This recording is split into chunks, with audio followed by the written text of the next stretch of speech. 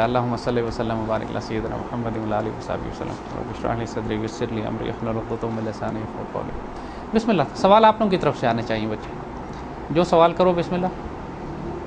علامہ صاحب نے ایک جو بک ہے reconstruction of Islamic thoughts, reconstruction of religious thought in Islam, جی ان میں انہوں نے لکھا ہے کہ انسانیت کو آج تین چیزوں کی ضرورت ہے: کائنات کی روحانی تعبیر، فرد کا روحانی استخلاص، اور ایسے عالمگیر نوعیت کے بنیادی اصول جو روحانی بنیادوں پر سماج کی نشو ہے۔ تو یہ جو روحانی تعبیر ہے کائنات کی اور روحانی استخلاص ہے، اس سے کیا مراد ہے؟ کیا مراد ہے یہ؟ دیکھو بیٹا، ریکنسٹرکشن کے بارے میں نا سچی بات یہ ہے کہ یہ کتاب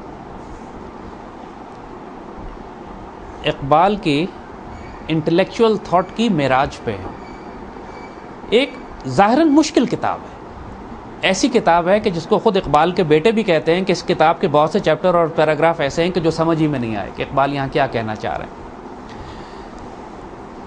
بنیادی طور پر ایک بات ذہن میں رکھنا کہ یہ کتاب عام لوگوں کے لیے نہیں ہے۔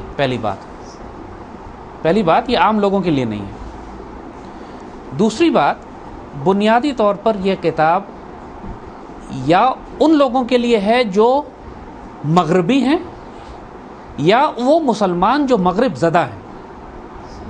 دونوں میں فرق سمجھو نا۔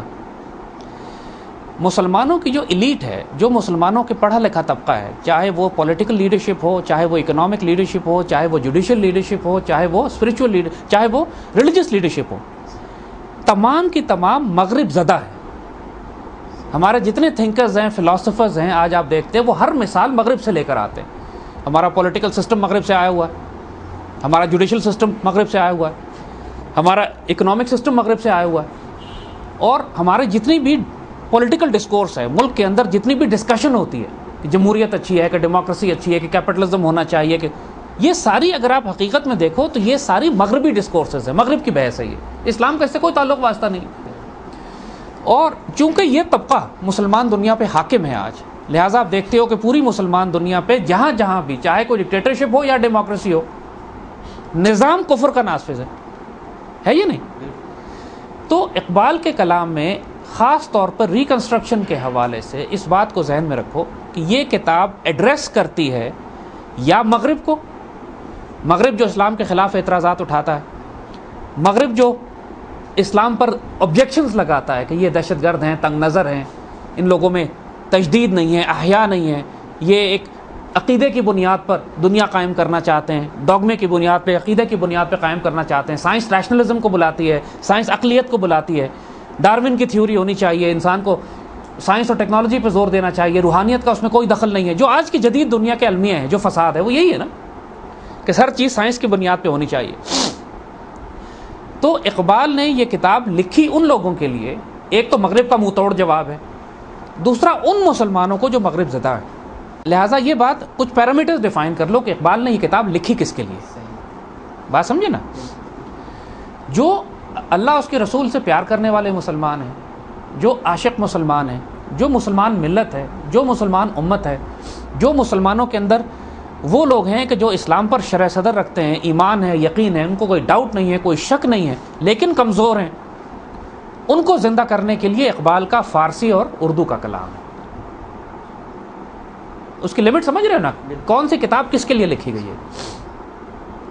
آپ لوگوں کے لیے جو کلام ہے وہ اردو اور فارسی والا، کیونکہ اللہ کے فضل سے آپ دین کے معاملے میں، اللہ رسول کے معاملے میں، اپنی تاریخ کے معاملے میں، اپنی تقدیر کے معاملے میں شک میں مبتلا نہیں ہو، لیکن آپ کو وہ ہمت چاہیے، وہ گائیڈنس چاہیے، وہ حکیم کی دوا چاہیے، حکیم الامت کی دوا چاہیے، جو نبض دیکھ کے بتائیں کہ قوم اور ملت کو اور ملک کو تمہارے مسائل کا حل کیا ہے، تمہاری تباہی کیوں ہوئی، تمہیں زوال کیوں نصیب ہوا، تمہارے بزرگ کیا تھے اور تم کیا بن گئے، اور پھر کس طرح تم دوبارہ عروج حاصل کر سکتے ہو۔ یہ ساری باتیں اردو اور فارسی کے کلام میں۔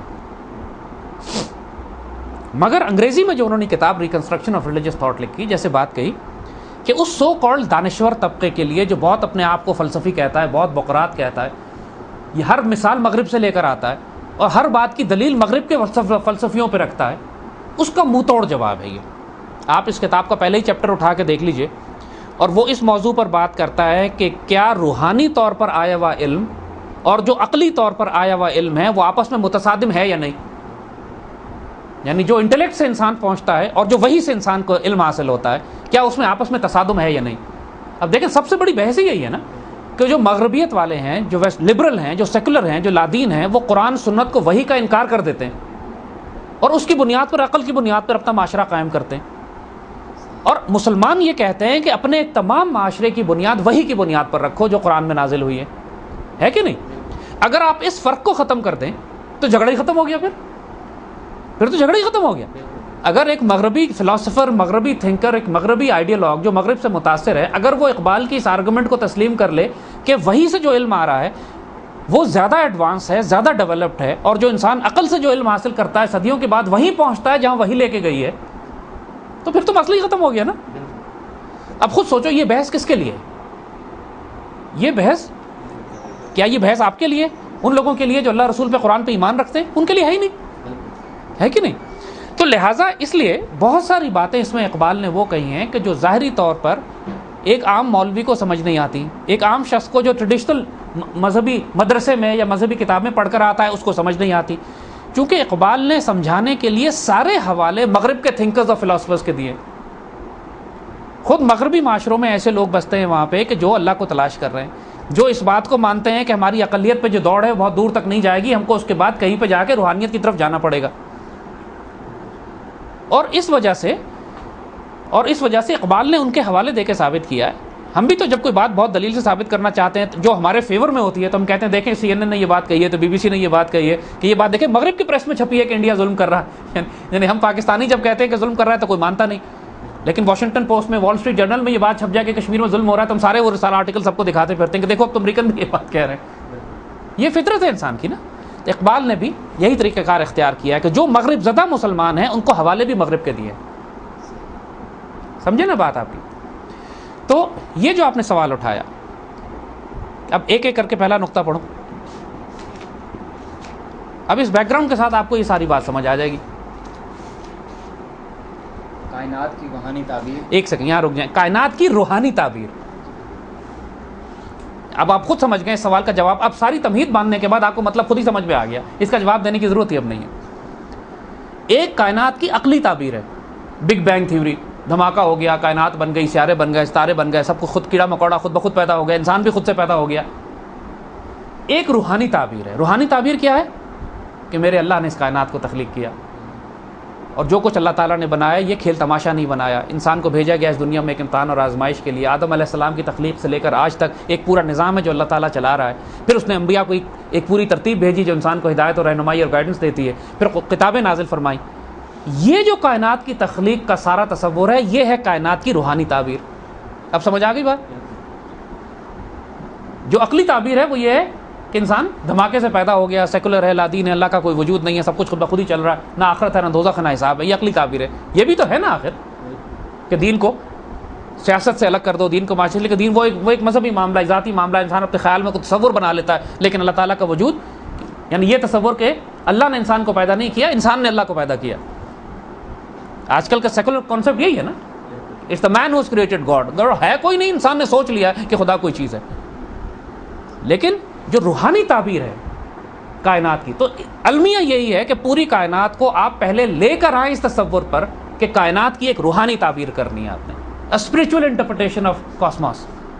یہ کائنات بنی کیسے، کس نے بنائی، کس نے تخلیق کی، اور جس نے تخلیق کی پھر اس نے مینول بھی دیے ہیں، ساتھ نظام بھی دیا. جب نظام دیا تو ایک یہ مان لیا تو اس کے بعد قرآن کو ماننے میں کوئی اعتراض ہی نہیں ہے، پھر تو ختم ہوگی بحث نا.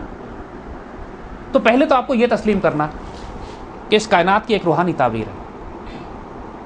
آج کل کے جدید دور کے انسان کا یہ المیہ، یہ اللہ کے فضل سے آپ کا اور میرا المیہ نہیں ہے. جو بات ہم نے کہی ہے پہلے کہ جو اللہ رسول پر ایمان رکھتے ہیں ان کے لیے تو مسئلہ یہ نہیں ہے. مغربی لوگوں کے لیے یا مغرب زدہ لوگوں کے لیے ان کا یہ مسئلہ ہے. دوسرا پوائنٹ کیا؟ فرد کا روحانی استخلاص. یہاں رک جائیں. فرد کا روحانی استخلاص یعنی انسان کو روحانی طور پر پیوریفائی کرنا، پاک کرنا، جس کو قرآن میں لفظ تزکیہ استعمال ہوا ہے. جو مرشد کرتے ہیں، جس کام کے لیے نبی آئے.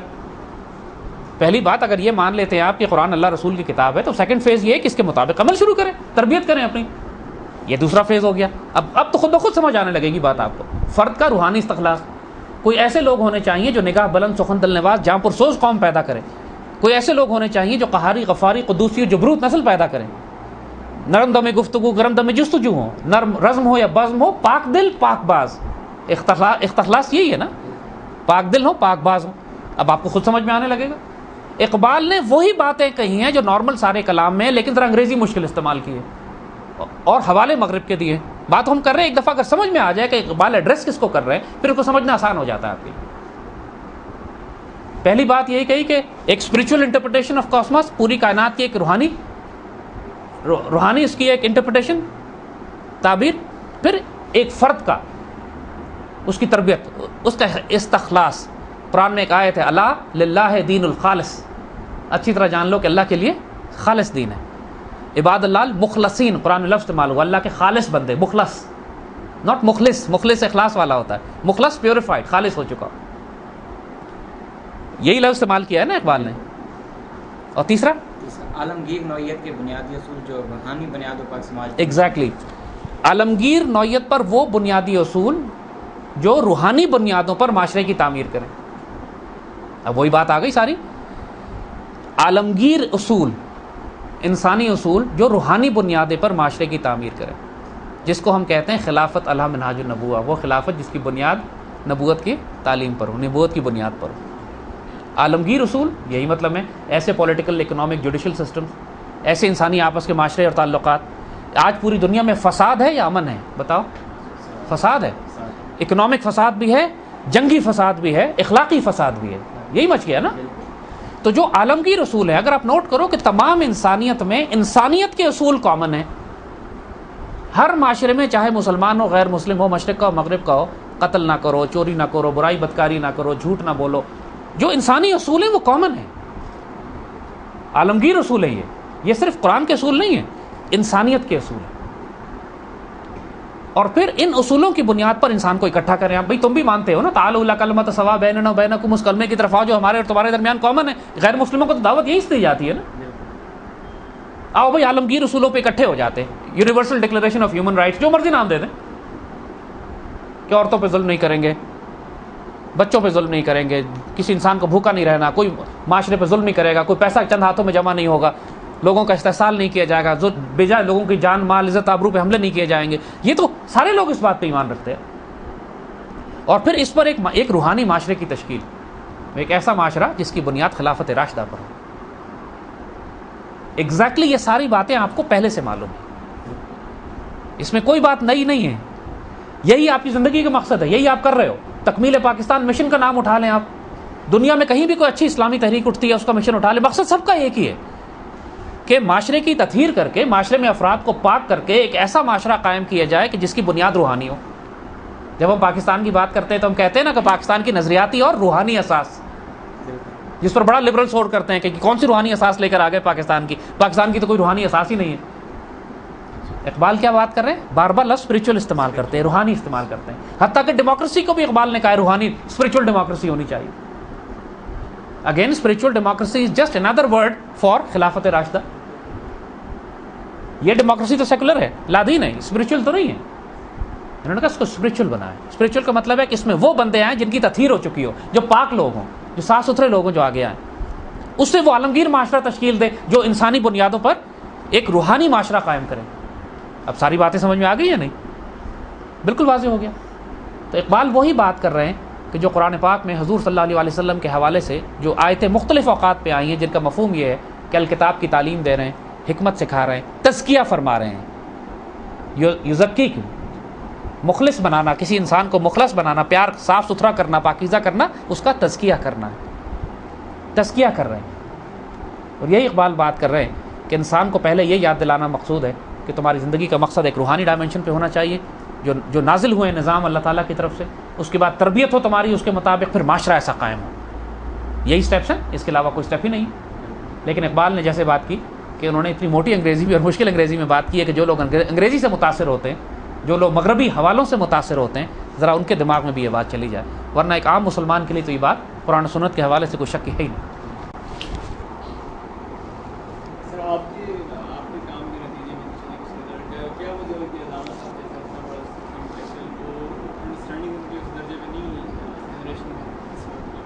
کس کی بیٹا؟ اس طرح سے وہ منتقل نہیں ہو سکے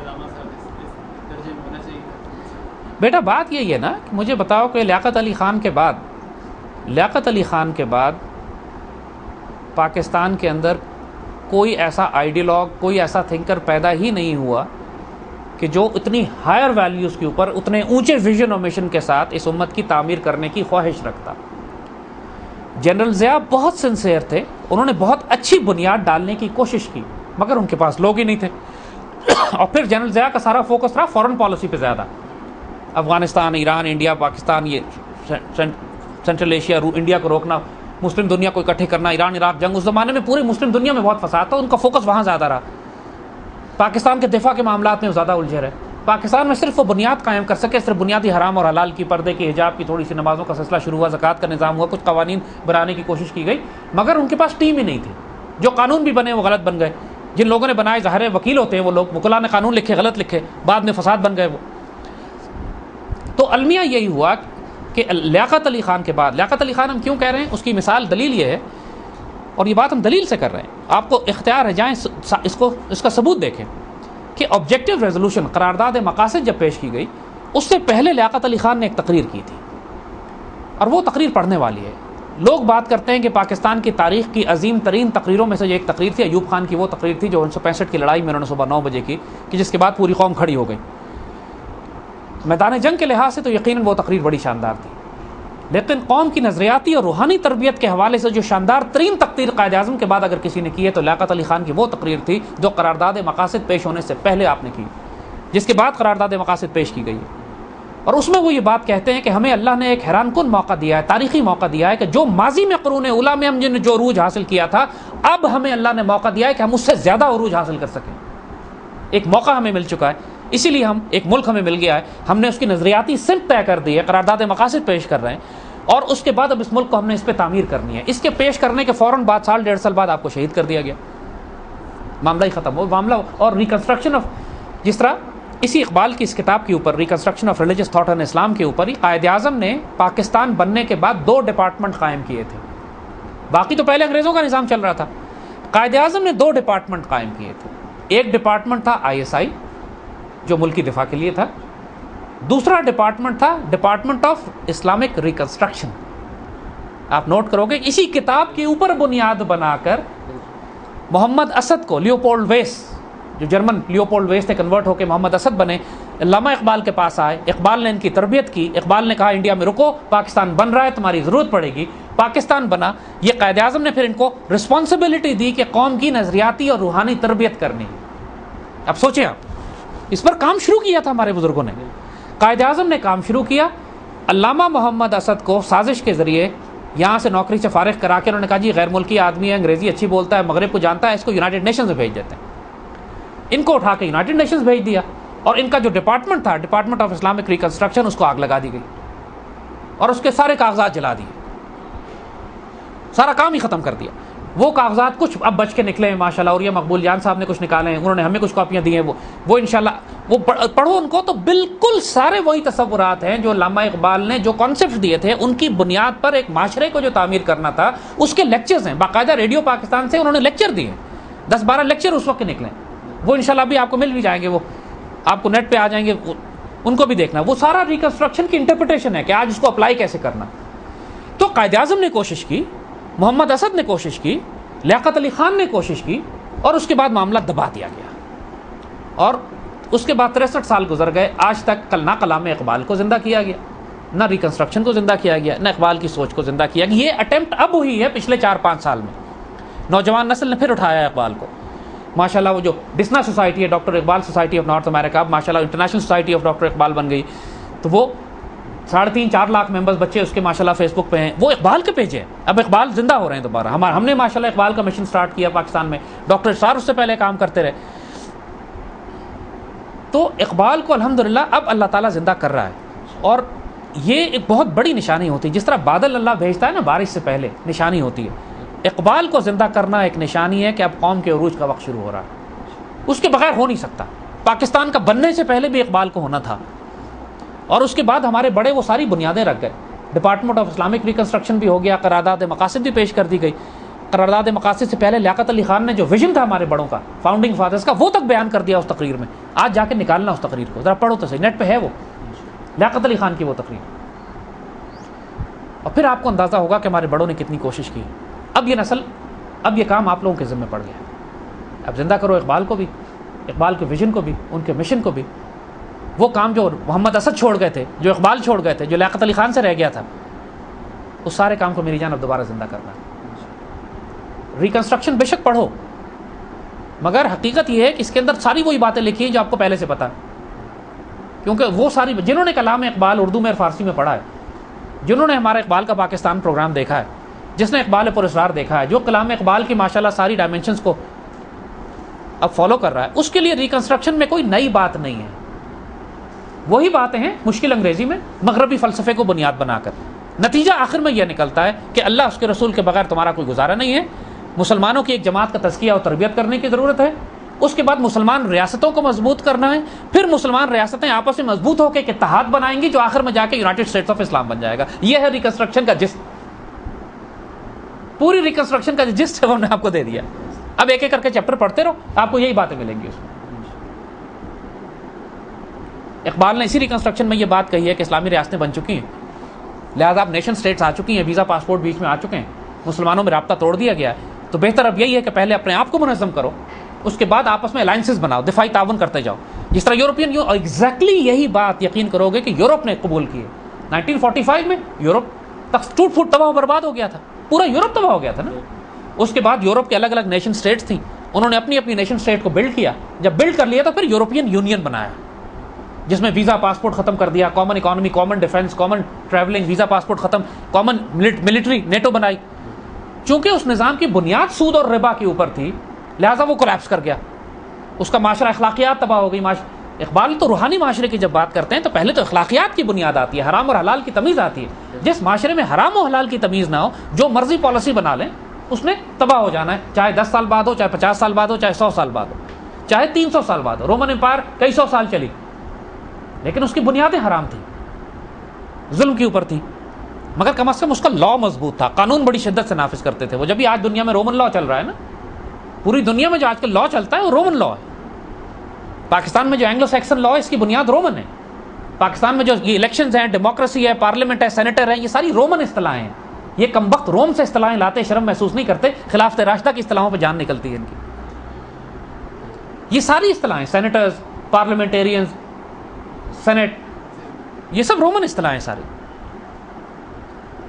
تو یہ بات اقبال جو بتانا چاہ رہے ہیں کہ جب تک معاشرے کی بنیاد روحانی بنیادوں اور اساسوں پہ تم نہیں رکھو گے، اور وہ افراد جماعت تمہارے پاس نہیں ہوگی جو روحانی طور پر تربیت یافتہ ہے، اس وقت تک وہ معاشرہ تشکیل نہیں دے سکتے کہ جو ایک روحانی معاشرہ ہے جو امن عام دنیا میں عالمگیر امن کی بشارت و خوشخبری دے سکے.